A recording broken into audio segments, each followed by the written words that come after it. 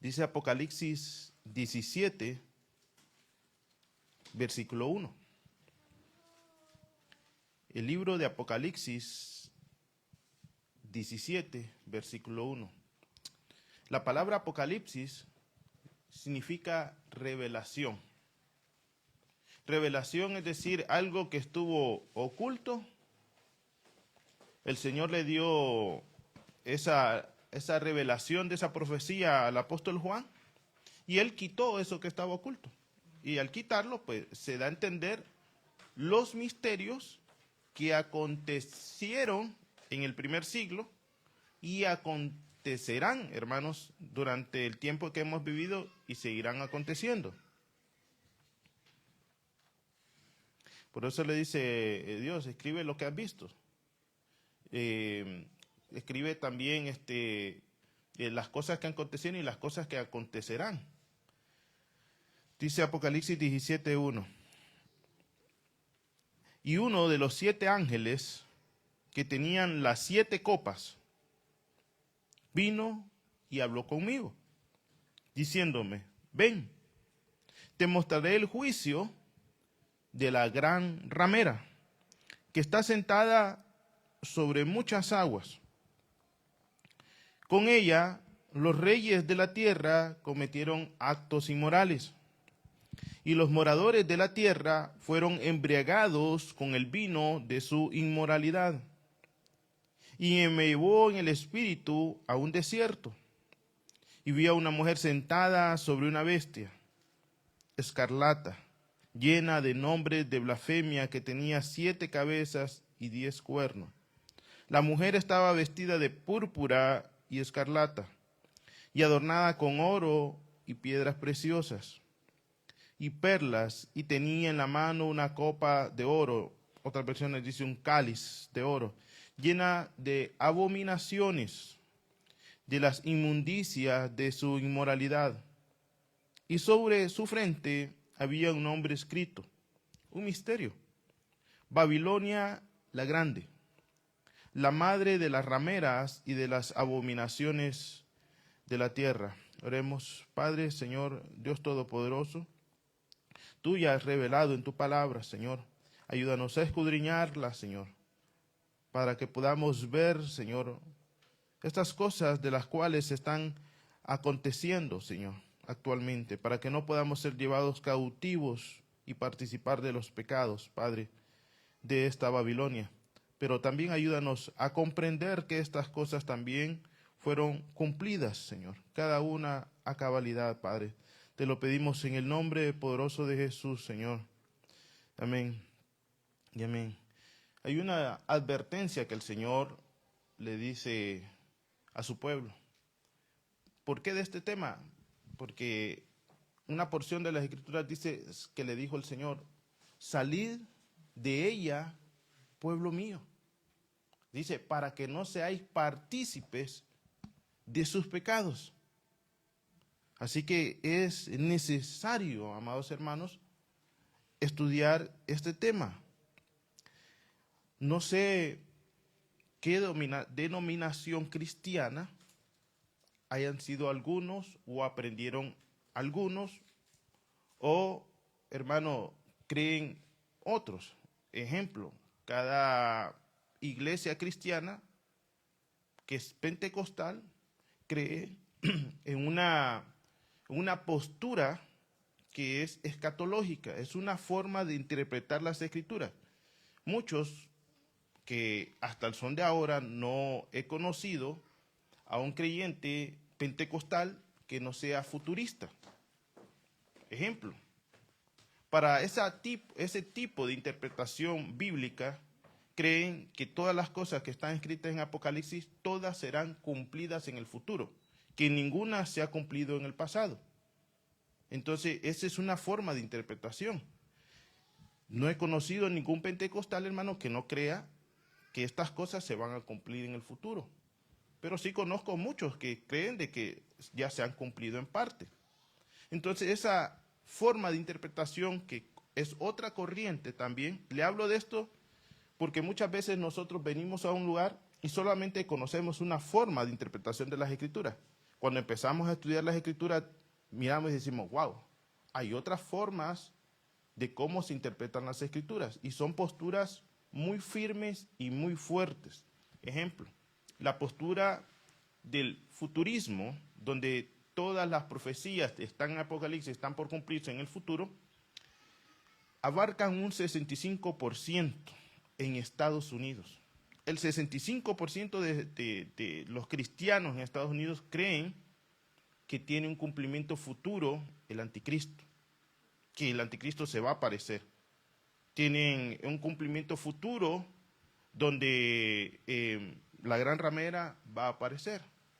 Entonces, pero también hay otra interpretación que se llama la preterista. Ellos creen que todo se ha cumplido. Preter viene del griego, que significa pasado. Entonces, ellos interpretan las Escrituras que cuando el apóstol Juan ve la gran ramera, ve a Nerón, lo cataloga como el anticristo. Y todas esas señales que el apóstol da se cumplieron en esa profecía que Jesús dio en el Monte de los Olivos cuando se habla de Mateo 24, cuando se le dice que no quedaría piedra sobre piedra. Entonces ellos dicen, bueno, todo está cumplido, ya es histórico, y sí, fue parte de la historia. Pero personalmente, hermanos, creo, y le decía yo a una persona cuando hablé de este tema hace un tiempo, que mi postura era una postura preterista futurista, que creo que realmente es un cumplimiento histórico y que también tiene un cumplimiento futuro.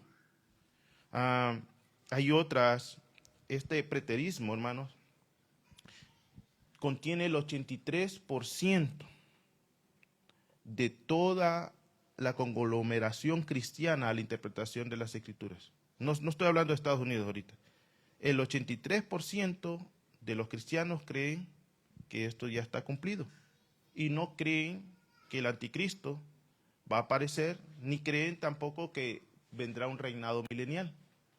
De ahí empiezan muchas divisiones entre, así como les digo que es un preterismo futuro, es decir, un cumplimiento histórico, pero que va a acontecer también. Así se dividen muchos, como el idealismo, que todo lo miran como simbólico. Claro, nosotros también tomamos figuras simbólicas que están en Apocalipsis. Permítanme.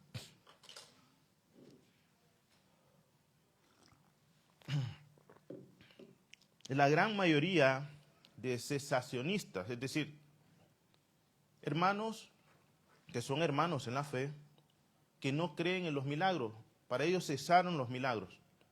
Eso de las profecías, eso es que, hermanos, así dicen, de algún demonio se le metió.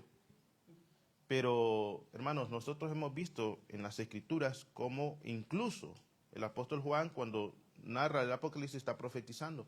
Y se le dice, y vas a profetizar otra vez más.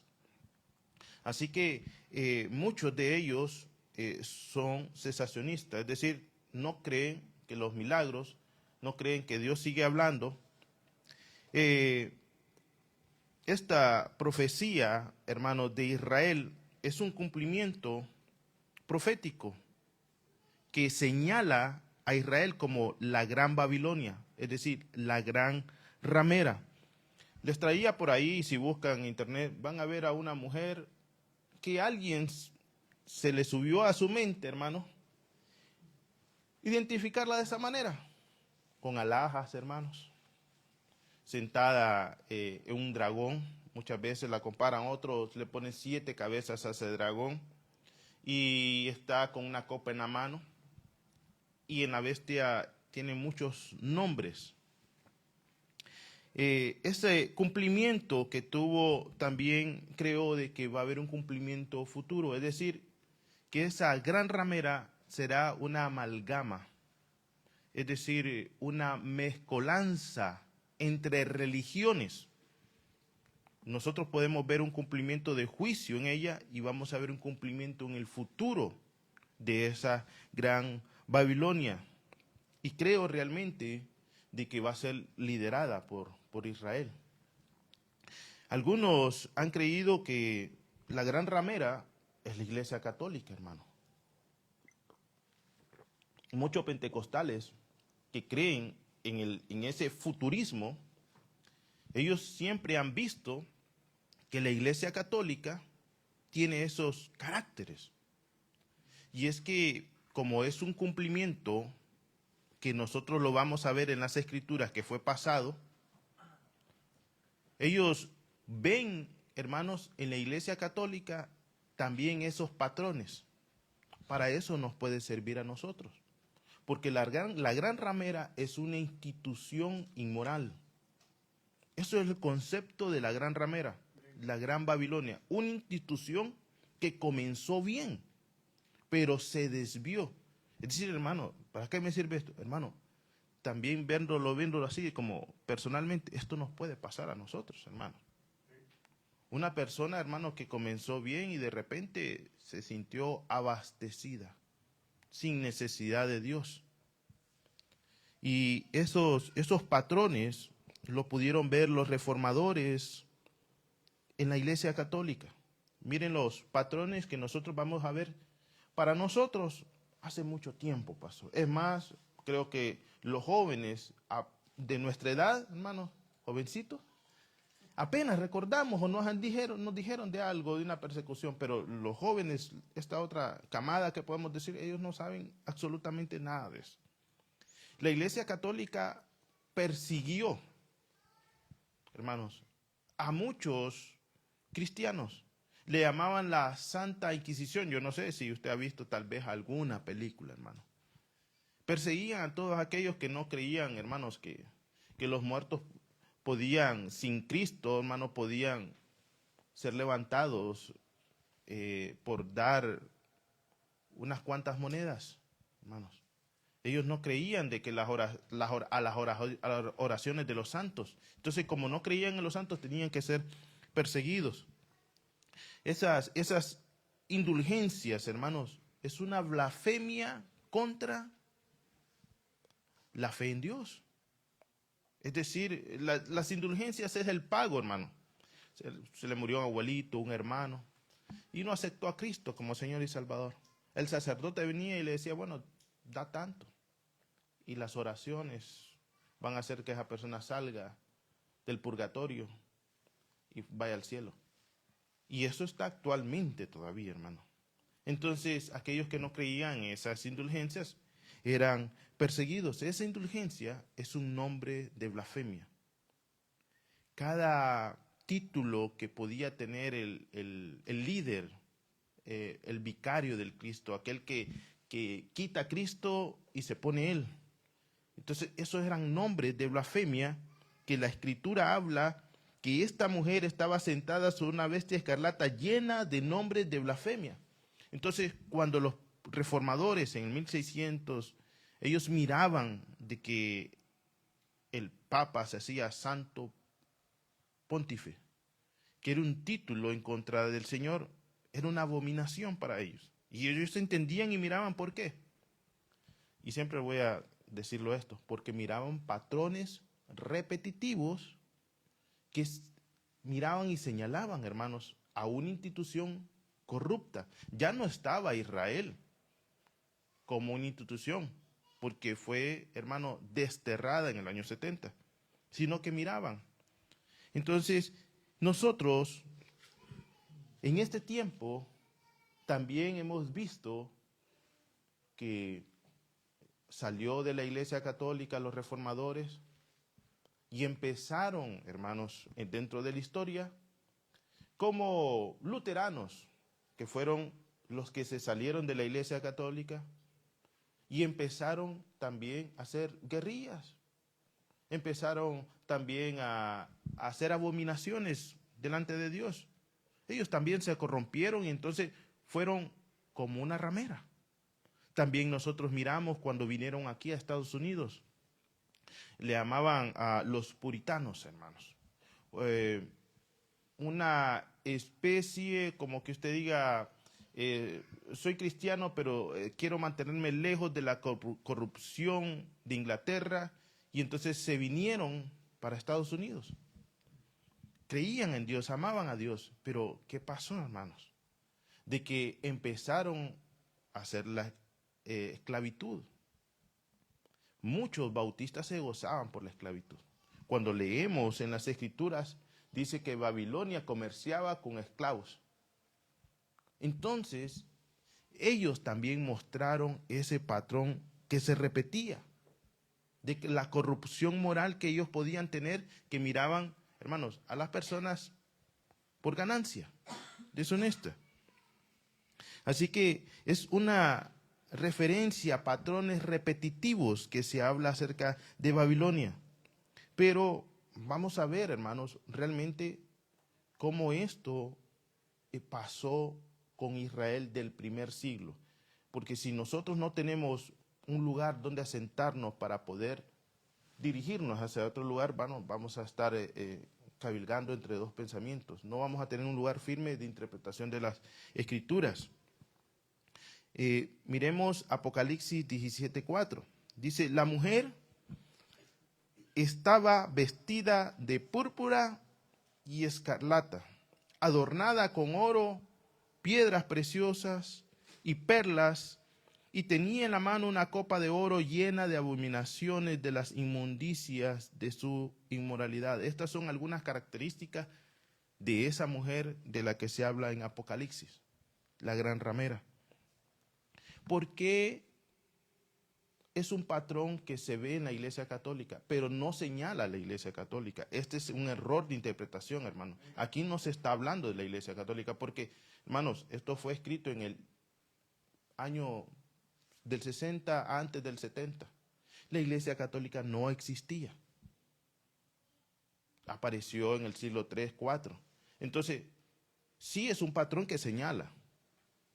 Es una característica, pero ¿de quién se está hablando aquí, hermano? Es de una nación que los que oyeron, porque muchos no tenían la capacidad de comprar un pergamino para leer Apocalipsis, oyeron las Escrituras, o otros pudieron verla, ellos sabían de quién se estaba refiriendo. Y en el siglo I, antes de la destrucción del templo, sabían que se estaba refiriendo a la Israel infiel, a la Israel que no quiso reconocer a Jesús como Señor y Salvador. Imagínense usted la gracia que Dios derramó en esa cruz del Calvario, riqueza. Es la riqueza más grande que Dios tenía. Israel le dijo, la Israel infiel, la Israel que no quiso, hizo así y se quedó con sus bienes materiales y con la manipulación de un gobierno político que en ese tiempo era Roma. Cuando se habla de vestida de púrpura y escarlata, y siempre quiero hacerle alusión en esto, hermano, ya ve, dice alguien, ¿quiénes se visten de escarlata y de púrpura? Y quería traerles esas imágenes, pero no pudo. Usted ve a los sacerdotes católicos vestidos de púrpura y escarlata, hermano. Pero los primeros que se vistieron de púrpura y escarlata fueron los sacerdotes, hermanos, de Israel. Quiero que veamos Éxodo 28:4.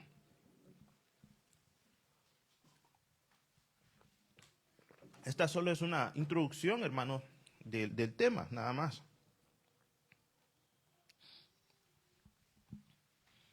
Dice, estas son, Éxodo 28:4.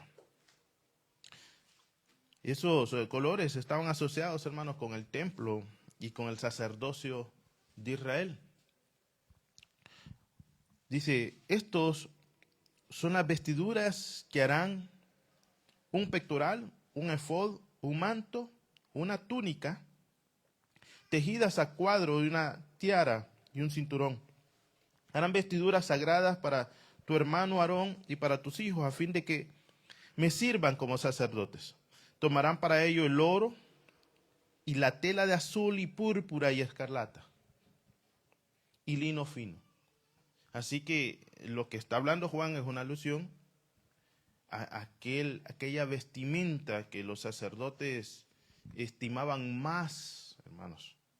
Estimaban más el título que lo que tenían que hacer, servir a la gente.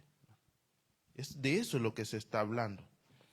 Aunque vemos a muchos realmente cómo son llamados de parte de Dios para poder servir al pueblo, es ese enamoramiento al don y no al que da los dones de Dios, lo que corrompe el corazón de una institución o de un ser humano, hermano. El orgullo y la soberbia. Dice también otra característica, estaba adornada con oro, que es la de Apocalipsis, cuando dice, estaba adornada con oro y piedras preciosas y perlas. Nosotros miramos en las Escrituras, en Éxodo, que esa tenía que estar adornada con oro y piedras también en el pectoral. Pero habla el libro de Ezequiel, hermanos, y esta sí quiero dar una lectura más amplia, porque es la representación del corazón de Dios, cómo Dios le reclama a un pueblo que era un pueblo que el Señor lo pone como alguien que estaba abandonado, alguien que sus enemigos lo pisoteaban, una persona que no tenía una vida correcta, pero él se apiada de esta mujer. Y Dios pone nuestras vidas como la vida de esa mujer desprotegida. Ezequiel 16:10, quiero leerlo, déjeme buscarlo y quiero leerlo desde antes.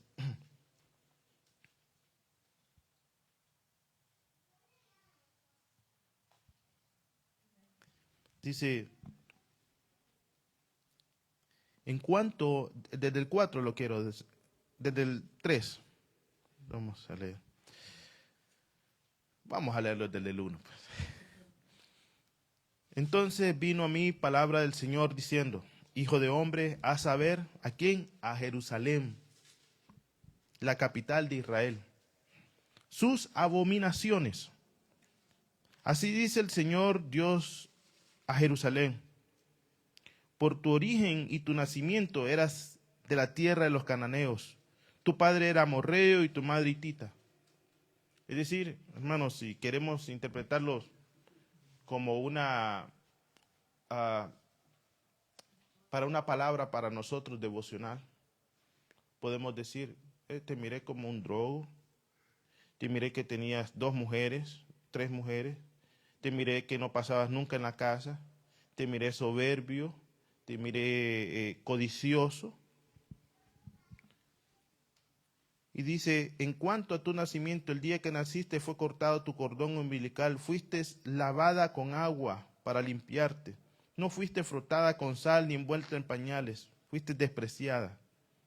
Ningún ojo se apiadó de ti para hacerte de ti alguna de estas cosas, para compadecerse de ti, sino que fuiste echada al campo abierto, porque fuiste aborrecida el día que naciste. Y esto es lo que impacta el amor del Señor. Yo pasé junto a ti y te vi revolcándote en tu sangre. Estaba herida de muerte. Mientras estabas en tu sangre te dije, vive.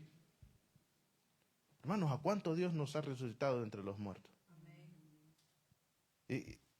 Esto es algo que aparte, hermanos, que nos sirve de ver quién es, pero tomémoslo también devocional. Sí, te dije que vivas mientras estabas en tu sangre. Te hice tan numerosa como la hierba del campo. Mire cómo la vida de una persona que es transformada empieza a reverdecer. Así Israel, hermano, empezó a reverdecer en tierra extraña. Dios empezó a darle poder y fuerza en contra de sus enemigos. Hay una historia muy hermosa, hermanos, que un ángel mató a 185,000, hermanos. Que era el Dios de ellos, hermano. ¿Cuántos de nosotros Dios no nos ha defendido en medio de una enfermedad, de una muerte, donde pensaban de él no tiene más levantamiento, esa persona? Esto era Dios le dijo a Israel, tú eres, mira cómo te considero, eres la niña de mis ojos. Usted, hermano, usted puede cuidar la mano, pero cuando hay un accidente le hace así, mire hermano, cuida sus ojos. Cuando habla de Israel, le dice, tú eres la niña de mis ojos. Pero esas profecías también recaen sobre aquellos que han creído en Jesús como Señor y Salvador. Entonces, dice, creciste, te hiciste grande, llegaste a la plenitud de tu hermosura, se formaron, dice, tus pechos, creció tu pelo, pero estabas desnuda y descubierta. Entonces pasé junto a ti y te vi, y aquí tu tiempo era tiempo de amores. Extendí mi manto sobre ti, cubrí tu desnudez, te hice juramento y entré en pacto contigo, declara el Señor. Y fuiste mía. Dice, te lavé con agua, te limpié la sangre y te ungí con aceite. Y ahí dice, te vestí con la tela bordada y puse en tus pies sandalias de piel de marsopa. Dice, te envolví con lino fino y te cubrí con seda, con lo mejor, hermano, con lo mejor. Es como el cuento o la narración de alguien que le dice, pero ¿con quién te casaste? Es que había alguien mejor. ¿Cómo te fijaste en esa persona? Y el Señor por amor lo hace. Te engalané con adornos, con brazaletes en tus manos y en collar en tu cuello. Puse anillo en tu nariz, pendientes en tus orejas y una hermosura en corona y en tu cabeza. Habla, hermano, de un tiempo de amores, de un tiempo en que Israel sirvió a Dios, Dios estuvo allí. Entonces tu fama se divulgó entre las naciones por tu hermosura. Eras perfecta gracias al resplandor que yo puse en ti, declara el Señor. Todas aquellas cosas, hermanos, que Dios había dado a Israel, esas cosas enfermaron el corazón de Israel.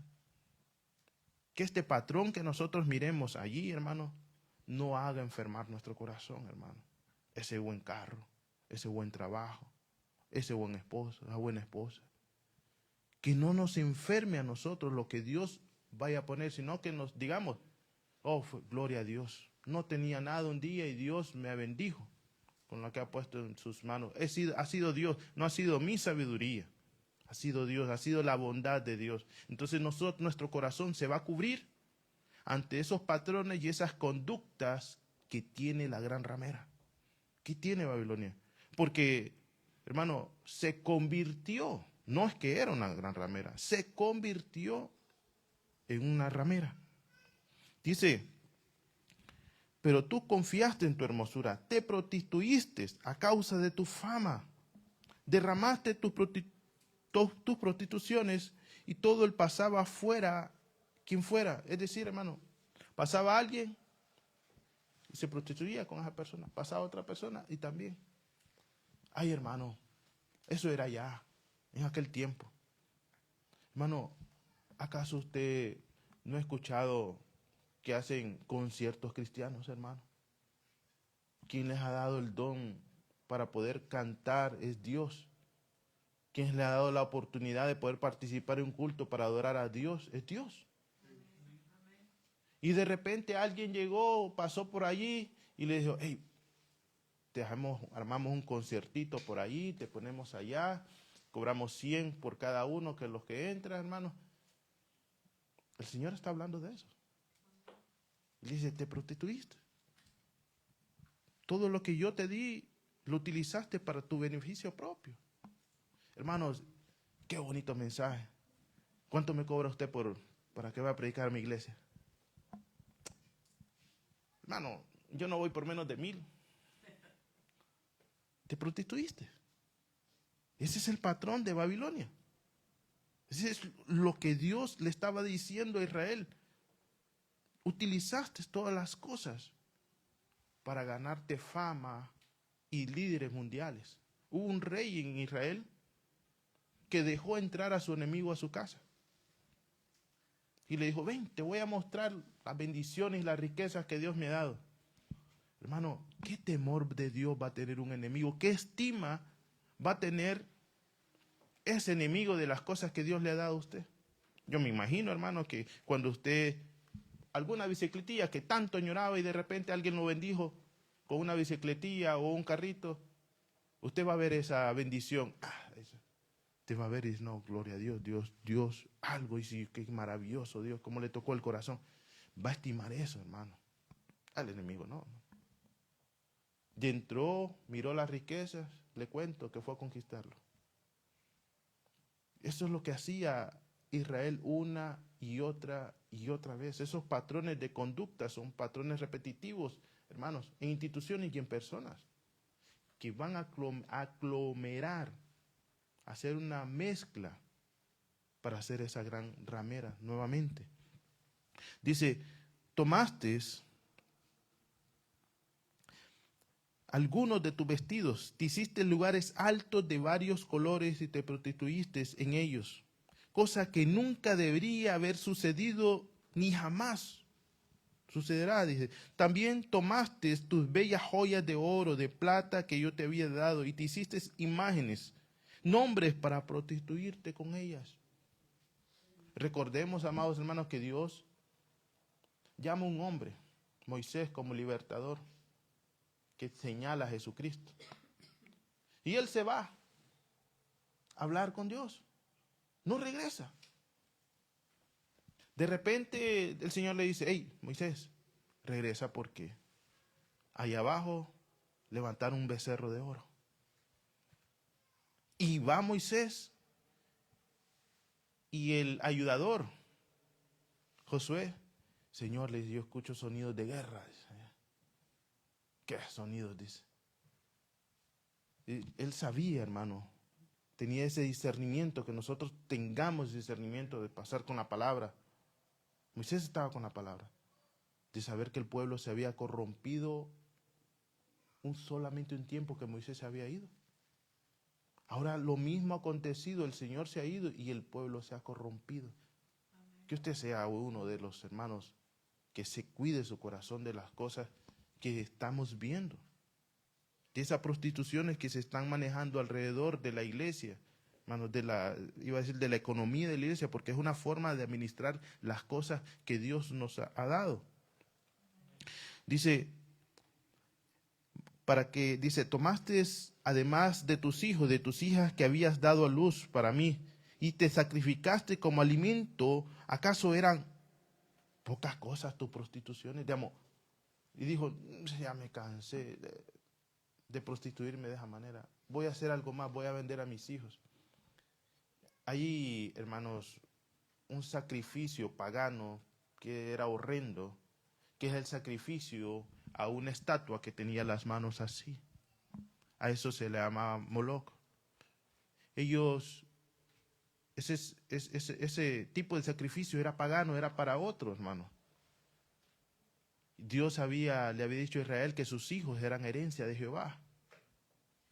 Y ellos agarraron a sus hijos y los ofrecieron a Moloch. Nosotros estuvimos hablando acerca de esa puerta, hermano, donde se hacían esos sacrificios, cerca de la puerta de la basura. Hoy nosotros estamos viendo, amados hermanos, cómo están saliendo a la luz esos patrones repetitivos, donde, hermano, esta es una noticia, usted la puede buscar allí, hermano, en los secretos de Jeffrey Epstein se habla acerca de sacrificios de niños. Antes, cuando hablábamos de estas cosas, se nos hablaba, es un conspiranoico, tiene teorías de la conspiración. Hasta ahorita no han salido de regreso para decir, lo siento, tenía razón. Están allí escritos, hermano, donde buscaban niños, hacerles sacrificios y beber su sangre. Por ahí salió otra persona a denunciar algo que estaba pasando en México, donde salió una persona diciendo, presa, sin temor, diciendo que sacrificaba niños para una persona. Y no tenía temor, lo dijo. Hermanos, tiempo después esa persona amaneció muerta. Entonces, realmente hemos visto de que esos patrones han seguido, hermano. Y usted dice, yo no puedo llevar a mis hijos a esos sacrificios, hermano. Es que todo tiene una escalera. Muchas veces nosotros los sacrificamos a presentarlo frente a la televisión para que vean cosas que no tienen que ver y no agradan a Dios. Porque se nos hace más fácil no pelear y quitarles, hermano, aquellos que los puede estar llevando a un sacrificio, a una conducta impura que no glorifica a Dios. Se nos hace más fácil estar en contra de Dios que estar en contra de nuestros hijos. Dice, y en todas tus abominaciones y prostituciones no te acordaste de los días de tu juventud. No te acordaste de dónde te saqué. Es lo que Dios le está diciendo. Dice,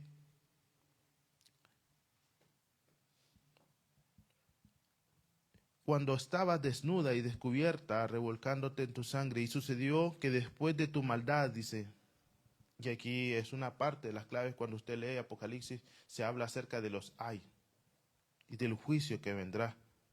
Sucedió que después de toda tu maldad, dice, ay de ti, declara Dios, te edificaste un santuario y te hiciste un lugar alto en las tierras y en las plazas. No, yo no te pedí que hicieras un santuario, tú lo hiciste, hermano.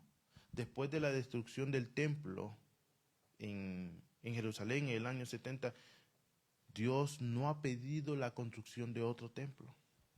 Dios abominó esos sacrificios. Hemos hablado, hermano, que esos templos que se habla acerca de, es una figura de Jesús, de Cristo. Él dijo, hermano, que vendría a ser nuestro corazón un templo para Dios. Nosotros somos un templo vivo para Dios, una casa del Señor, cumpliéndose la escritura que dijo en Éxodo, hermanos, que Él habría de descender y venir a vivir y morar con su pueblo.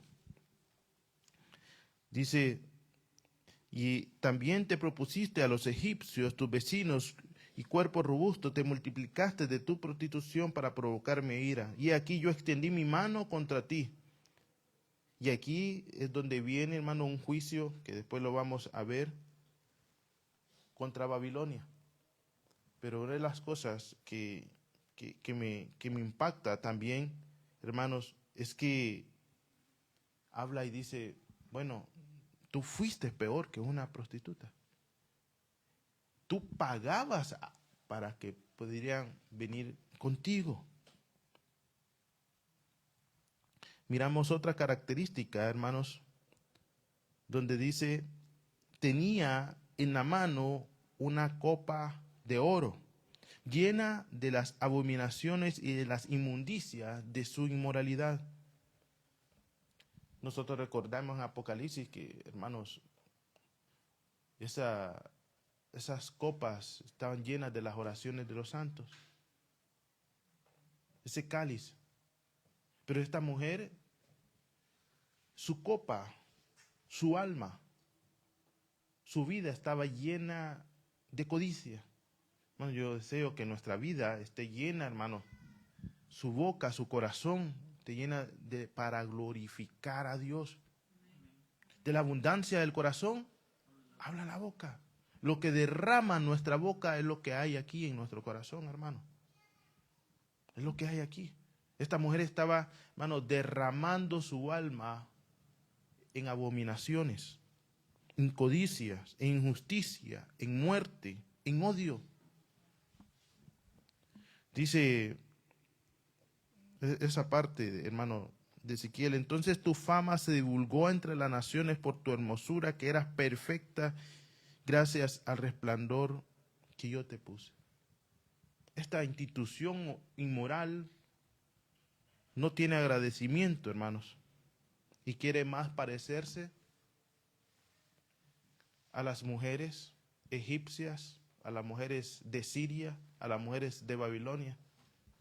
Interpretando esto, hermano, bueno, es que, hermano, mire, hermano, que yo no sé qué usted tiene contra la Navidad. No, yo no tengo nada contra la Navidad, hermano.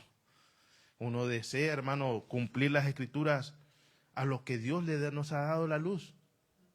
Pero, hermano, ¿pero y por qué no ponemos arbolitos? Pues, mire qué bonito se miraría aquel arbolito, hermano. Como allá, como los egipcios aquellos, pues. O como los hermanos, los babilónicos. ¿Por qué no ponemos hermanos, aquí la menorá, la bandera, empezamos nosotros a ponernos la kipá, a saludarnos en hebreo, porque hermano, la hermosura que Dios nos ha dado a través de la palabra es algo, hermano, que debemos nosotros de atesorar. No debemos de mezclarnos, hermanos. Es algo que debemos, hermanos, de atesorarlo. Y debemos de luchar para que esas cosas no entren. Hay algunas iglesias asirias, hermanos, que el feminismo ha entrado, hermano, y mire la hermosura de las mujeres es tal según la naturaleza que Dios les dio, pero cuando esa naturaleza cambia y quiere parecerse a un carácter de hombre, qué feo, hermano. Y entonces, como hay iglesias asirias donde la mujer, hermano, es la que manda, hermano, entonces es un feminismo que brota y se enseña y eso se va a la sociedad. Entonces, esta Babilonia está desbordada, su copa está llena, hermano, de todas esas abominaciones. Isaías 51:17 dice, despierta, despierta, levántate Jerusalén, tú que has bebido de la mano del Señor, la copa del furor, que has bebido el cáliz del vértigo hasta vaciarlo. No hay quien te guíe entre los hijos de que Dios te dio a luz. No hay quien la tome de la mano de entre todos los hijos que te crió. Estas dos cosas te han crecido. ¿De quién te confortará? Te han acontecido. Desolación y destrucción, hambre y espada. ¿Quién te consolará?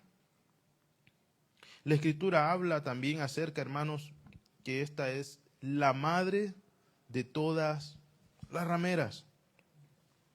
Aunque Israel está identificada como la gran ramera, esta también a su tiempo, sus lapsos históricos, hemos visto que está señalada como una ramera, una mujer que se prostituye. Ahora, cuando se habla la gran ramera, en el paso de la historia hubo una generación de Israel que fue tan apóstata, tan ramera, no como las otras generaciones. La generación del desierto de Israel que murió en el desierto fue una generación abominable para Dios. Dios le dio 40 años, una generación. No, se arrepintieron, murieron en el desierto esa generación. Es una generación abominable, una generación ramera. Pero esta de la que se está hablando es la gran ramera. ¿Qué aconteció en ese primer siglo para que el Señor la describiera? Tus generaciones fueron así, pero tú te ganaste el premio mayor. Y es que, hermanos, el desprecio hacia Dios mismo es esa abominación tan grande que ninguna de las otras generaciones de Israel hicieron. Y fue ese liderazgo político, religioso, porque así funcionaba Israel como nación. Era una nación religiosa que los religiosos gobernaban. Cuando llegó Roma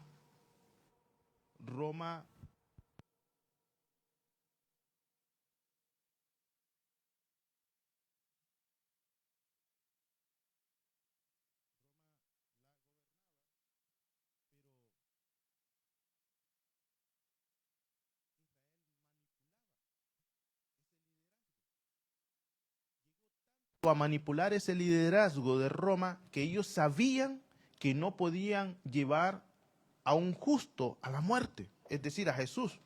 No podían llevarlo, porque en la ley no podían llevarse a nadie que se dijera que era el Mesías. Él decía que era el Mesías. Y entonces se confabularon con el imperio romano para llevar a la muerte al justo, al que dio la vida. Esto fue lo que el apóstol Pedro le dijo: ustedes mataron al justo, al autor de la vida. Cuando está en la cruz, Pilato le dice, ahí está tu rey. Ellos le dicen en el Evangelio de Juan, no tenemos más otro rey que el César. Hermano, esto es un escupitajo en la cara de Dios. Aquel que les había dado la oportunidad de poder ser parte del sacerdocio para que pudieran ser luz a las naciones, ellos estaban despreciando a Dios. Por eso se habla, esta es la gran Babilonia, la gran ramera.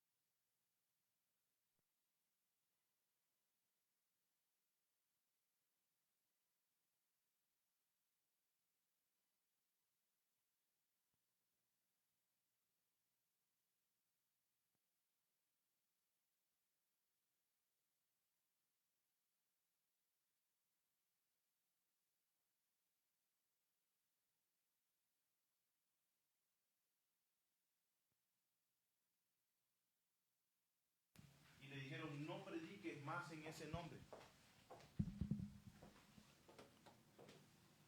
Y ellos le dijeron, hermanos, que era necesario primeramente obedecer a Dios y no a los hombres. Los latigaron y los soltaron. Pedro era el encargado de Jerusalén como pastor. La historia cuenta, hermanos, que él se fue huyendo de ahí por la persecución.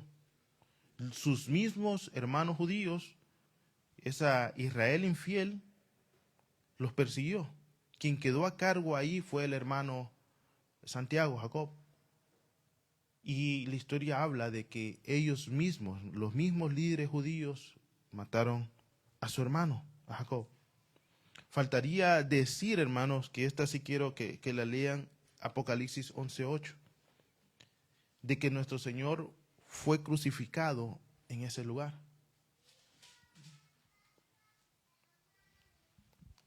Y dice, y sus cadáveres, hablando acerca de los dos testigos, yacerán en la calle de la gran ciudad,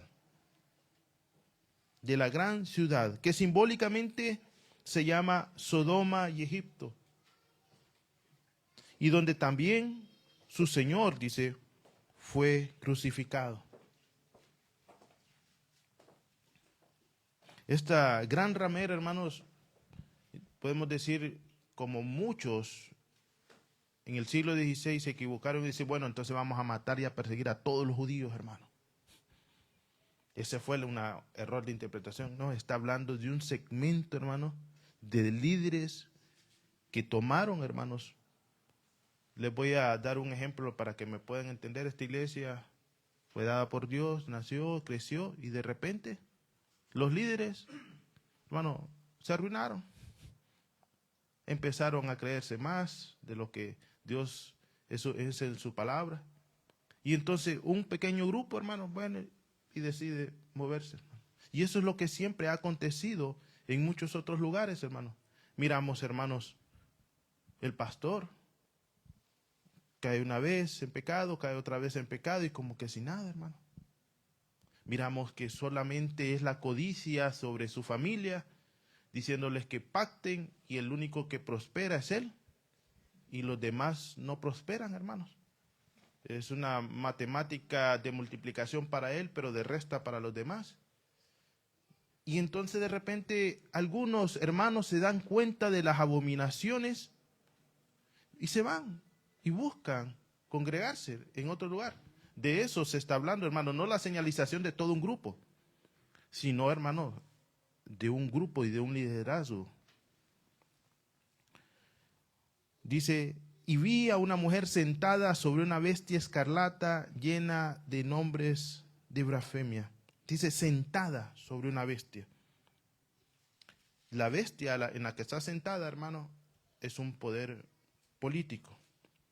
Habla de una influencia, cuando se habla sentada, es decir, que la está dominando. Su influencia en el poder político es una dominación, indica autoridad y dominio. Se sienta sobre muchas aguas. Cuando se habla de aguas, se habla de pueblos. Bueno, ¿por qué tenemos una interpretación también que va a ser en el futuro? Porque Israel no ha gobernado políticamente a todas las naciones. Manipuló en su momento a Roma, pero de ahí fue destruida, hermanos. Y dice, que quiero terminar con esta partecita, que sería el siguiente tema, y si hay preguntas, hermanos, o aportaciones, bienvenidas. Sería el tema siguiente, sería el retorno o la ascensión de la ramera. Apocalipsis, cuando se habla en profecías, se habla en diferentes situaciones, como que usted vio una serie, pero de repente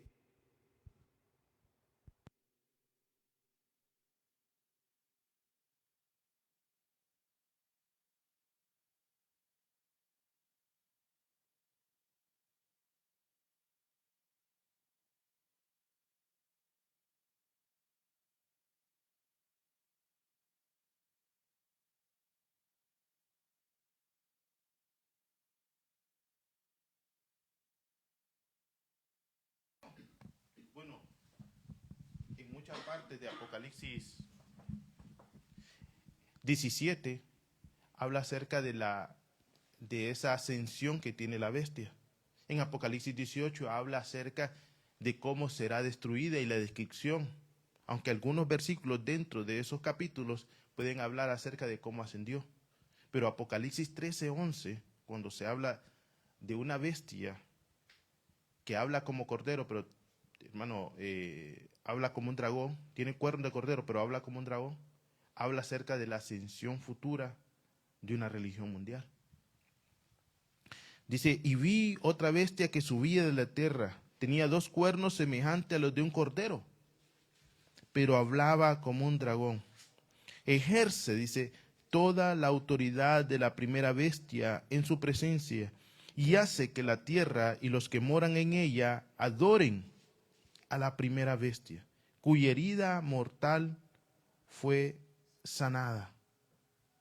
Esta y ese poder político es la que promoverá, hermanos, que surja una marca. Es la que promoverá que por medio de esa marca la economía mundial sea regida. Es ella la que dará. Ahora, en un contexto histórico eso nunca ha pasado.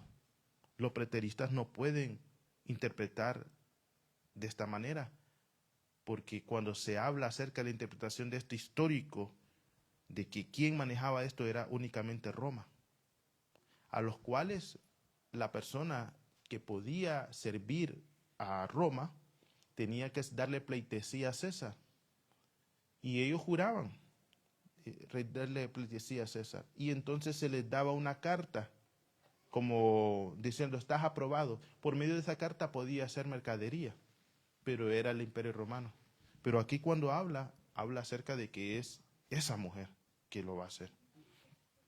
Quiero orar, hermano, de una forma primeramente devocional para nosotros, porque no debemos de dejar de pasar de alto de que, aunque estas cosas fueron históricas, están sucediendo también devocionalmente. Nosotros no permitamos que estos patrones de conducta, hermano, sean promovidos dentro de la iglesia, dentro de la familia, o los absorbamos, hermanos. Vamos a orar. Padre, Señor, Dios Todopoderoso, tu palabra enseña que tú le advertiste a tu pueblo, salid de ella, pueblo mío, para que no seáis partícipe de sus pecados. Que esos patrones de conducta, Señor, que ha tenido Babilonia y que tú los has mostrado, Señor, Padre, sean desechados de nuestra vida, de la iglesia, del lugar en el cual, Señor, tú nos has puesto, Señor, para hacer luz. Te lo pedimos en el nombre de Jesús, que podamos ser agradecidos con lo que tú nos has dado, que podamos recordar de dónde tú nos sacaste, que te mantengamos a ti, Señor, sentado en el trono, y no que seamos nosotros, Señor, los que nos sentemos en ese lugar, Padre. Porque eres el único que merece ser apreciado y adorado. Cuando un hombre se sienta en tu trono, únicamente abomina tu nombre. Pero cuando tu Hijo se sienta en tu trono, Señor, realmente devuelves la gloria a lo inservible, Señor. Y tú nos has tomado, Señor, has tomado lo vil y lo menospreciado para avergonzar, Señor, a lo que se cree sabio, Padre. Te pedimos a ti la gloria y la honra en el nombre de Jesús, Señor. Amén. Amén.